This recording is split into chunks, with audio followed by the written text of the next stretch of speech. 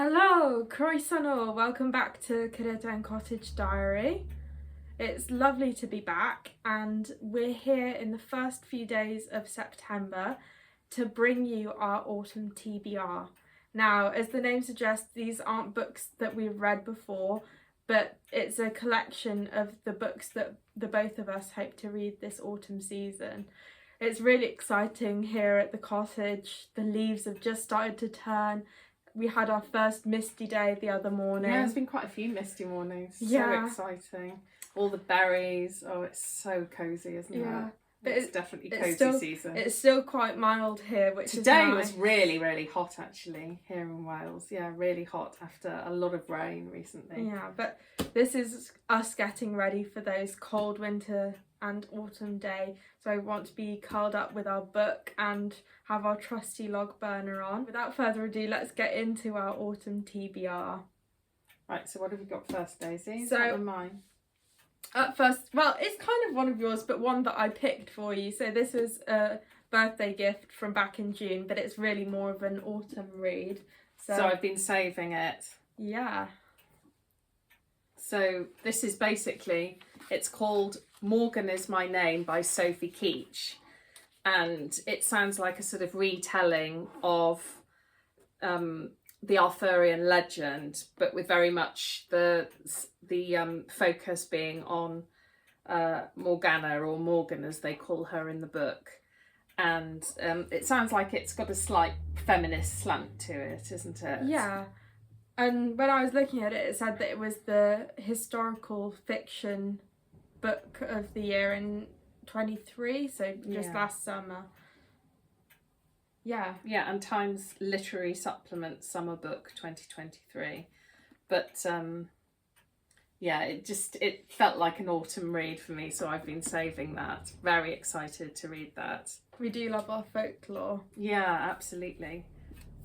So yeah, number one.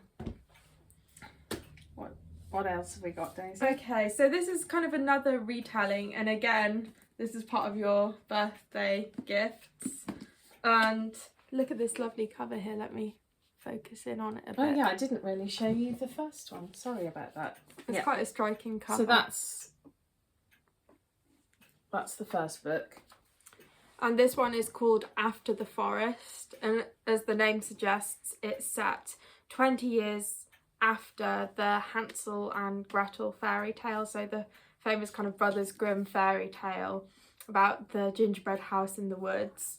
And this follows on from it. So the main characters, Hansel and Gretel, are now... They call them Hans and Greta. Hans and Greta. For some reason. They're now in their 20s, they're all grown up, and it's kind of talking about kind of the lasting effects that the witch has had on their lives, and that the magic that they experienced as children has had on them. So it's basically that Greta's supposed to have stolen the witch's grimoire or spell book when they were captured, and then slowly she's been dipping into this book excuse me, casting spells, and also making the famous gingerbread that's supposed to be so intoxicating and irresistible to children. And this sort of spell work has then allowed, apparently, a dark force to re-enter the wood. So yeah, again, I mean, it sounds, yeah, it was very kind of you to buy me these books, and it just sounds, again, a perfect autumn read, doesn't it? Magic and spooky woods and things. So yeah, I hope you enjoy this one. Yeah, I can't wait. I'll definitely be borrowing this after you've finished. Yeah, in fact, I think I may have to take the whole of autumn off work and just dedicate it to, oh, wouldn't that be a dream? So this third one was also a birthday book, so I got you 3 birthday books, and this is another autumnal one. I always tend to get drawn to autumnal books in bookshops. I wonder why. And this is called A Study in Drowning by Ava Reid. It's got lovely end papers. Look. Yeah. So it's all like Look, show the front of the cover as well. It looks really nice. And I've got got nice... so lucky to have such lovely books for my birthday. So this one is about a young woman who is obsessed with a book that she's been reading since she was a child, about a young woman who falls in love with the Fairy King, but then for some reason has to destroy them. That doesn't really say, certainly in the blurb. And then she's going to apparently a prestigious architectural college. She suffers very much with her mental health, and the only thing that sort of keeps her going really is constantly rereading this book and becoming very obsessed with the Fairy King. And then the family of the late author who wrote the book decide to run a competition for architects to redesign his the property that he lived in when he was alive. So she enters, and as part of the sort of application process, apparently her and other people have to go to the house and sort of check its structural integrity and look to see what they would do with it and things. So they spend a lot of time there, and the longer they're there, the more they realise that there's something sort of, well, I think they put it, there's something dark from the mortal realm and something dark from the magical realm going on in this house.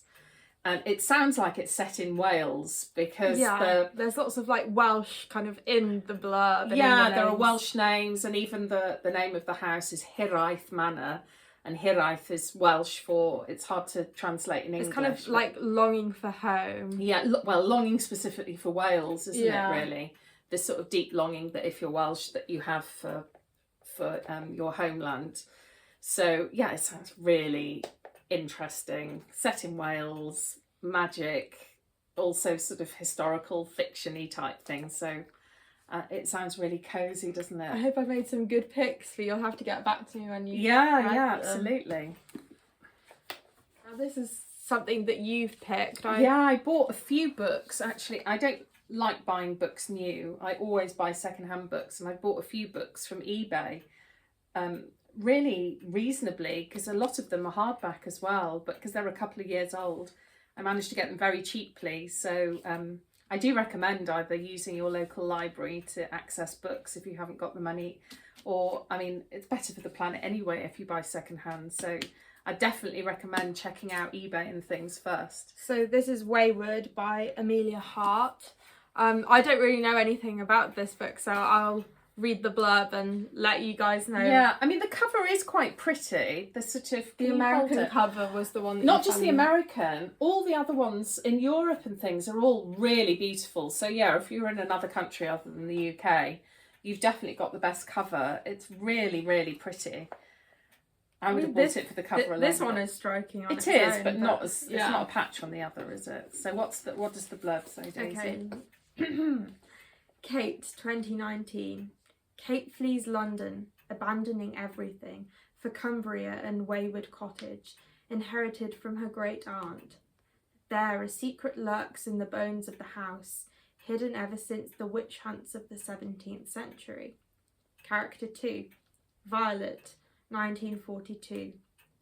Violet is more interested in collecting insects and climbing trees than in becoming a proper young lady, until a chain of shocking events changes her life forever. And character number 3. Altha, 1619. Altha is on trial for witchcraft, accused of killing a local man.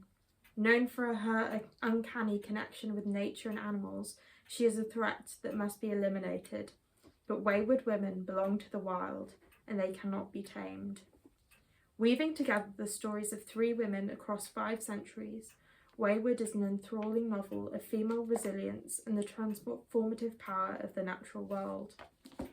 Okay, it sounds really good. The reviews are really good as well for it, so I'm really excited about that.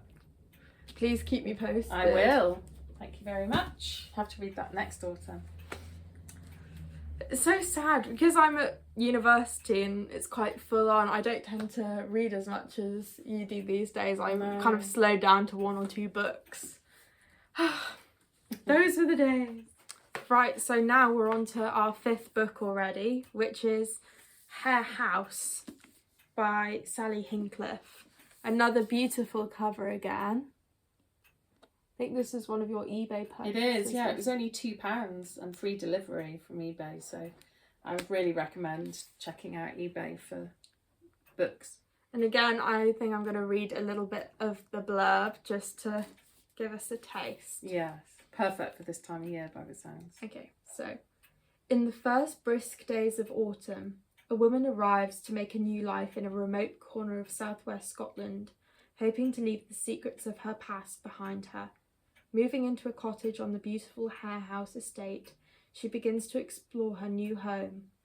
As autumn turns to winter, a heavy snowfall traps everyone inside, and while the temperature outside drops below freezing, it isn't long before tensions within its walls rise to fever pitch. So it's meant to have sort of magic in it and be very gothic, so it just sounds really absolutely perfect. Again, starting at the beginning of autumn and then taking us into when it starts snowing and set in Scotland, so yeah, it just sounds perfect, doesn't it? Beautiful. Right, now we've got a little bit of a fluffier read. Oh. Now this is when you're going to realise that I also have very bad taste. Yeah, the X Hex. Erin Sterling. It's meant to be absolute garbage, really. It's meant to be just total fluff. But I do like a bit of... I mean, I've got a lot of gothic here. And bounce it out with some mind-numbing cosy. Yeah, mind-numbing cozy. It's meant to be... There are lots of criticisms, apparently. I've read reviews about this book. But one thing everyone agrees on is it's really cosy, and the sort of descriptions of place are really nice. It's also set in Wales, but lots of fellow Welsh people have been quite critical of it. Apparently the author is American and it doesn't sound like her research was very thorough, so she sort of misspelt lots of Welsh words or place names or something, and kind of apparently just very clearly not done her research on Wales very well. But just the fact that it's set in Wales and it's meant to be a magical town, I mean, it sounds really bad. Just the quote on the back just kind of sums up how bad this book sounds. What does it? What does the quote say? I can't see. Oh, I'm almost I can't believe I'm even admitting this is like the dramatic quote from this the is back like of the watching book. reading Barbara Cartland. Can't read it. I just can't read it online. You broke my heart, Rhys Penhallow, and we curse you. You and your whole stupid hotline.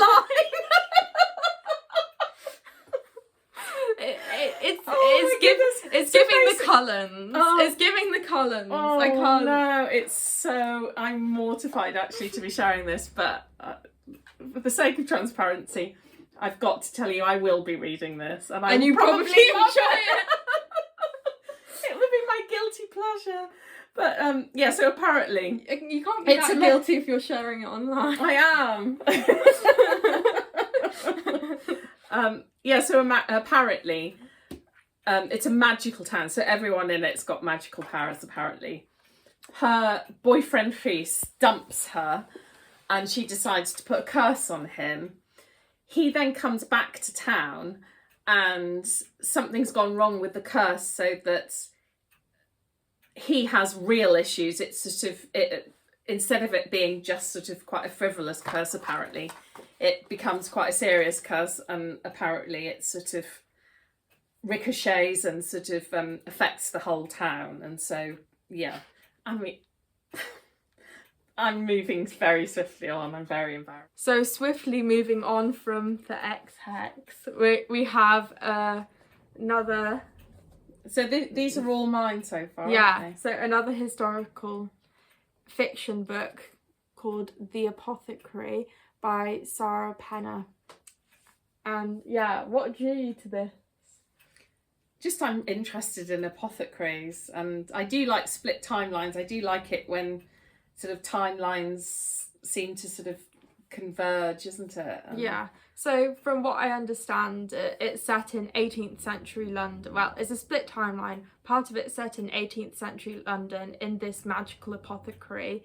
So women from around London come to this apothecary to buy well-disguised poisons that they use on their husbands or any kind of abusive men that they have in their lives. and then something goes horribly wrong. Something goes wrong, but we don't quite know what. And then in present day London, there's a historian that's investigating all these apothecary murders, and somehow the past and the present kind of collide. And yeah, I'm really excited to see what you make of this. I really want to read this myself, actually. What we got next? Another one of your eBay purchases. I'm being really greedy. Right. I literally, how much? I spent about £15 and got 6 books or something. It was mad. Anyway, this is The Pagan Tree by J.J. Oh, this sounds, as well as Hare House. The Hare House and this one are the ones that sound really spooky. Yeah, very gothic cover. I may end up sleeping with it, because you'll be back in Oxford then. I may end up sleeping with the lights on for quite some time if I'm reading this, because I'm a bit of a scaredy cat. I see from the blurb it is set in Cornwall. Very nice. Hang on, let me get my the glasses on. Thank you, darling. Yeah. Moving to an idyllic Cornish hideaway following her broken marriage is a big undertaking for Veronica Rowland. And Mill House is a new beginning for her. At the end of the lane is an ancient rag tree, an ominous shrine adorned with tributes to the living, the lost, and the precious dead. And believing in second chances is Veronica's gravest mistake. From the moment she enters her new home, she senses a hostile presence. Locals are reluctant to disclose the mill's dark history, so it's up to her to piece together a chilling story of betrayal and tragedy. So it sounds really sort of gothic and magical, and it looks, I don't know if it's going to be more wintry, but yeah, it's maybe November. To be honest, I may not even get round to it, the amount of books I've got. You've got plenty of choice. But yes, it sounds really spooky but cozy at the same time. So yeah, I'm looking forward to that one as well. Right, so the next one is one of mine for a change. So as soon as I saw that this had been done, then I needed to get it straight away, no questions asked. And it is a classic. So at Hobyd, they've finally translated The Hobbit into Welsh. I'm so excited. It's really quite shocking that it's only now, and I think Lord of the Rings as well has only just been translated. It hasn't been translated. It hasn't been translated yet? Oh, I thought... They've started with The Hobbit, and hopefully, if there's enough demand, they will do the Lord of the Rings, but that's a bit more of an undertaking, I think, because this is obviously the shorter of the Tolkien. It's just, it's really quite shocking, because for those of you that are real Tolkien aficionados will know that Tolkien was very, very interested in the Welsh language and the Welsh culture, and was heavily inspired by Wales, by our landscape, by our language, our culture, our mythology. One of the Elvish language, Sindarin, isn't it? Yeah. Sindarin or Sidarin? Sindarin was based on the phonology and grammar of Welsh. Yeah, and the grammar of Welsh. And it does sound Welsh when you hear it. Yeah. And lots of the place names and the characters' names are definitely based on Welsh. And he was admittedly inspired by the Mabinogion, which is a book of Welsh mythology. So it is really shocking that it's only just been translated into Welsh. So Tolkien actually lectured in medieval Welsh for a bit, and his quote was that Welsh is the elder language of the men of Britain. I don't know if you're interested, but Daisy's just going to read a little bit of The Hobbit at Hobyd in Welsh, just so you can hear it and see if you can hear the Elvish influence.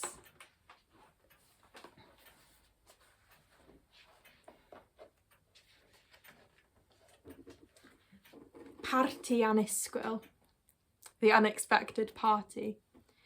Mewn twll yn y ddaear, trigiau Hobyd. Nid twll afiach, budur, gwlyb yn llawn pennau myglog ag ogau llysnafedd, ac nid un sych mwyl llychlyd, heb ddim iddo I eistedd arno, neu fwyta chwaith. Hobbit dwll oedd hwn, ac ystyr hynny, moethus. Hope you enjoyed that. I think most Tolkien fans will be able to recognise that passage. So yeah, I'm very excited to read that. Yeah, and any other Welsh speakers, you might Just be to interested let you know. to know that you can now get it in Welsh. Yeah. Okay, moving on. So this is another one of mine, and for a change, it's a poetry anthology. And you've already started reading I have this, started, not yet finished. About 2/3 of the way through now, and I'm thoroughly enjoying it. It's called An Anthem for the Dream Lost, and it's by Samuel Hurley. Sure. Now So the anthem for the dreaming lost. How did you find out about this poet? So I've been following this poet for a couple of years now online. He has a really good following on Instagram, and it's just Samuel Hurley. Samuel Hurley on Instagram. And he posts videos of him speaking his poetry aloud, which is really great. He has a beautiful voice, and he tends to really do it sort of gravelly. Really gravelly, yeah. Northern voice. It's very, it's very evocative. From Manchester, I think. Yeah. So he's got this great aesthetic, great channel, and his poetry is beautiful. So I've been really enjoying it. It's lots of nature poetry, some love poetry, like romantic stuff as well. But yeah, it's a beautiful combination of kind of a little bit of everything. Oh, it's exquisite. It really paints pictures, doesn't it? It's really beautiful. It reminds me a lot of, if there are any other Laurie Lee fans out there that rate Cider with Rosie, he's got that same sort of lyrical quality of describing his experiences and the natural world that Laurie Lee has. He's really he's the person that I think, but obviously in a very contemporary way. Yeah, I mean, I'm not usually one for kind of reading a poetry anthology cover to cover. I'm more of a sort of person that I enjoy the odd bit of poetry, but I wouldn't sit down and read a book of poets. But I just had to get his work, and I'm really enjoying it. Yeah, it's absolutely beautiful. Yeah. And this is another one of mine here. So it's been on my TBR for quite a while, but I think now's the time. It's kind of a magical dark academia book. It's called The Starless Sea by Erin Morgenstern. And it's an absolutely stunning cover. I have to admit that's what first drew me to it. I'm a bit of a magpie when it comes to books. Absolutely beautiful. And I'll just read you the blurb. When Zachary Rawlins stumbles across a mysterious book containing details from his own life among its pages, it leads him on a quest unlike any other. Following the clues inside, he is guided to a masquerade ball, a dangerous secret club, and finally to an ancient subterranean library. What Zachary finds in this curious place is more than just a buried home for books and their guardians. It is a place of lost cities and seas, lovers who pass notes across time, and of stories whispered by the dead. But when the library is threatened, Zachary must face through its twisting tunnels and sweetly soaked shores, searching for the end of his story. Well, I think having magic and libraries together just screams autumn, doesn't it?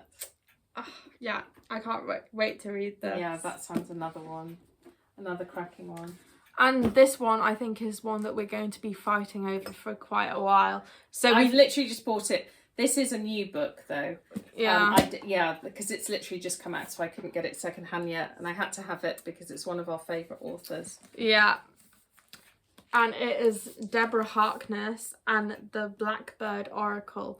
So for those of you who are familiar with Deborah Harkness, she wrote the books trilogy. Well, kind of. No, it's the All Souls series. All Souls they call it now, because this is now the 5th one.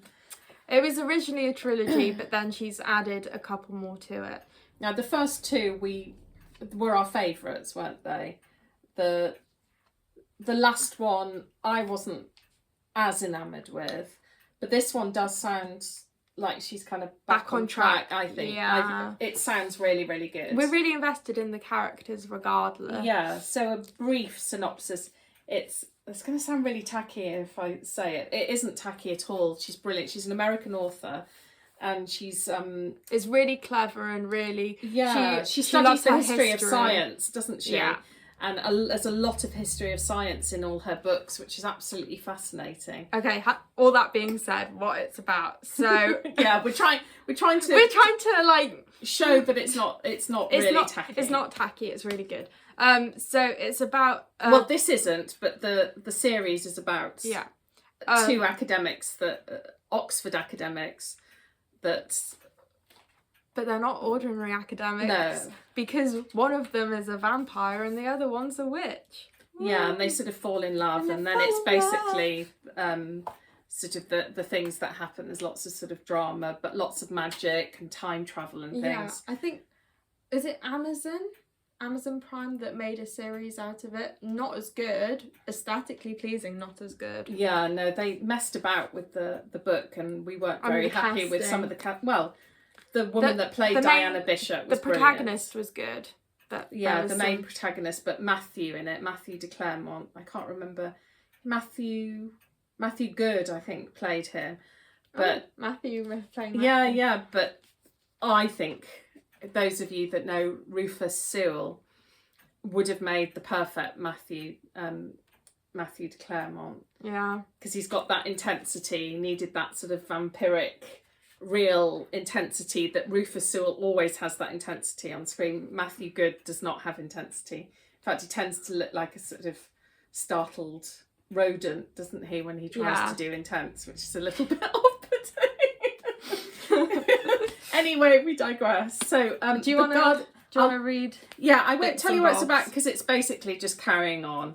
But the Guardian just sums up what I'm expecting from this anyway. A romp through magical academia. That's all I needed to know. As soon as I saw that, I thought... You were sold. Well, I was going to buy it anyway because I'm really invested in the characters. So, yeah. But yes, I'm really excited about that. Which one am I going to read first, though? I don't know. Painful. I think you're going to have to, like, roll the dice or something. Yeah. And then, if I decide that I'm not going to go to work or sleep or eat, I may also read this next book. The chunkiest of the chunky. What is it, this? So, put it up close, Daisy. Let people see. So, yeah. She's gone down a little bit of a rabbit hole. Maybe it's just, I'm trying to make up for the X Hex here, people. But yeah, this is a biography.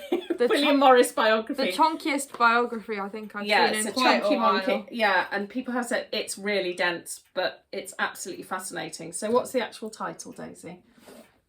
William Morris, A Life for Our Time by Fiona Maccarthy.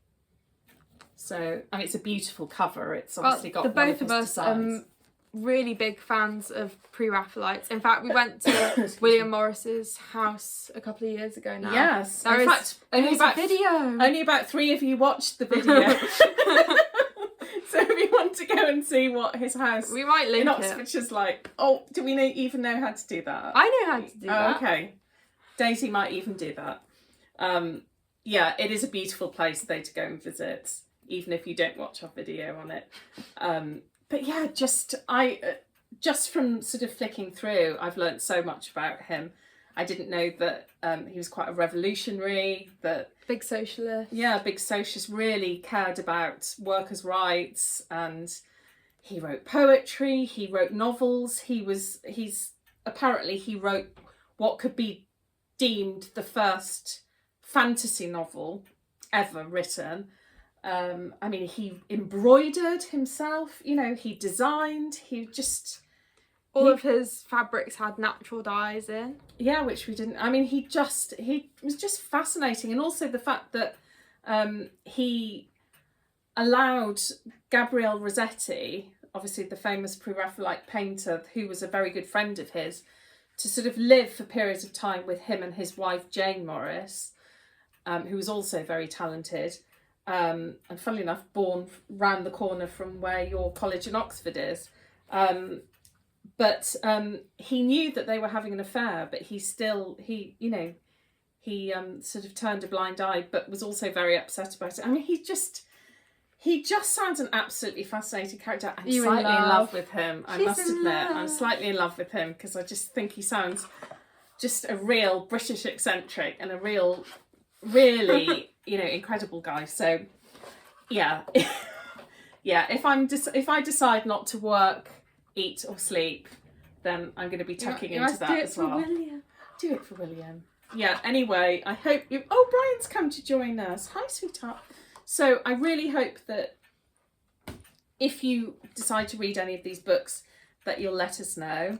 And if you've enjoyed the video at all, please think of liking and subscribing because it really helps the channel. And yeah, we like to know that the content we're putting out is being appreciated. Yeah, because we're not quite sure at the moment really what we should be putting up, what people are interested in, because some things we put up and we think, oh, this is really nice, people are going to enjoy this, and literally we get a couple of people watching it, and then other videos that we put up and we think, oh, should we or shouldn't we put this up, and it does really well. So yeah, if you do ever like any of our videos, please let us know, and please subscribe.